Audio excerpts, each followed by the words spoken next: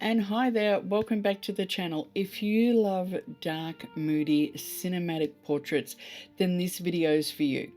I'm going to take a portrait that we took with minimal gear, and I'm going to run through the edit, and I'm going to show you how I took a simple image and turned it into a dark cinematic image.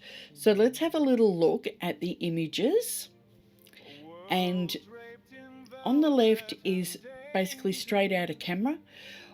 The next one along is a simple edit in Lightroom and a few tweaks as well.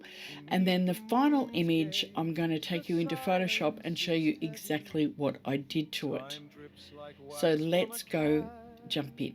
I'm going to turn this well-lit portrait into some dark cinematic magic. I'm going to control the shadows, do a little bit of selective color, add some texture and some tonal sculpting. Most photographers think dark equals underexposed, and it doesn't. Dark cinematic portraits are controlled and intentional and layered.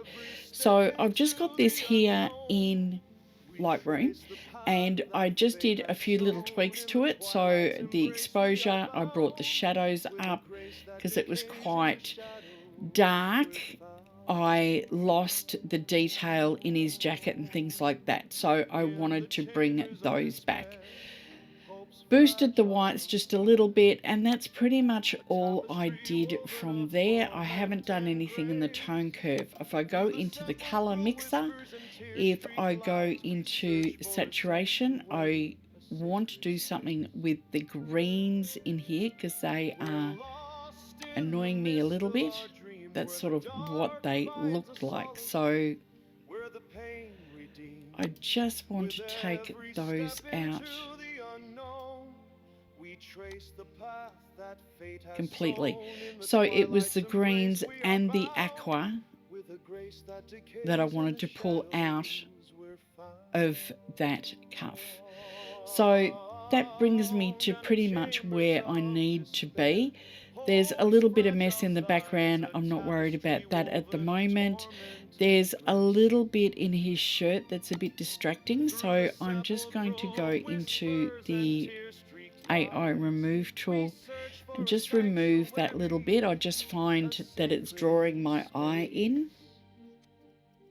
All right, so I'm just going to leave that there. Now, looking through the rest of the image, there's just a little mark on his face that I just want to get rid of. But apart from that, I think I'm pretty good to go with that. So that's our first stage, just doing a bit of a cleanup, tidy up, getting rid of the greens that were in that collar. I just found them way too distracting. From here, I took my image into Photoshop and I actually ran it through a couple of different processes. So the first one that I did, I ran through Film Pack 8, and I believe I ran the generic Fujifilm Provia 100 on it. I then took it back, saved it, and it went back into Photoshop and gave me this.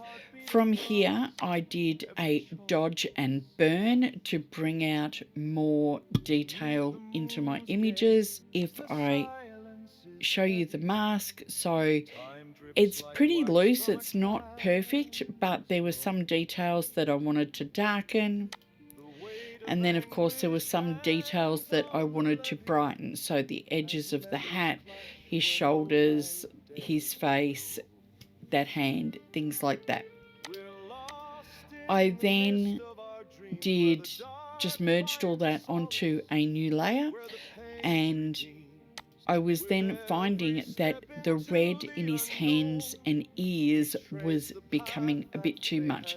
So I did a hue saturation layer and brought the reds down and then masked that out. So taking it from the original image through to this one doesn't have to take a lot of work. You just need to work on what it is that you think you want to bring to the image. So let's go have a little look at some of the others in this series. So this is where I started, and this is where I ended up. It's dark, it's moody, it's cinematic, but it's still really well lit. The colors are still very much vibrant. All that I did was dropped the green out of the cuffs because I just found that they were being just too much of a distraction. So if I go and have a look at some of the others in the series, I did black and white versions of these as well. So I was literally just getting the facial features and looks that my model David was portraying. So there was scared, there was sort of creepy, thoughtful. We then brought this skull out, so it was a case of trying to work on the skull as well as the face. Bit of a cheeky grin there.